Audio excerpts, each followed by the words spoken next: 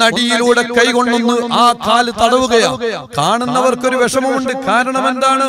മറയില്ലാതെ ഉള്ളിലൂടെ കൈയിട്ടാണ് തടവുന്നത് വ്രണമുള്ള കാലാണ്, പൊട്ടിയൊലിച്ചുകൊണ്ടിരിക്കുന്നുണ്ട്.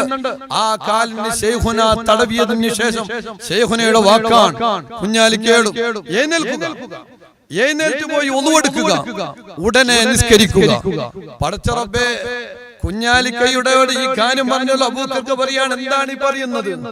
എന്റെ വാപ്പക്ക് എഴുന്നേൽക്കാൻ കഴിയില്ല, ഒരാൾ പിടിച്ചുകൊണ്ട് എങ്ങനെ ബാത്റൂമിലേക്ക് കൊണ്ടുപോകാറാ പതിവുള്ളത്.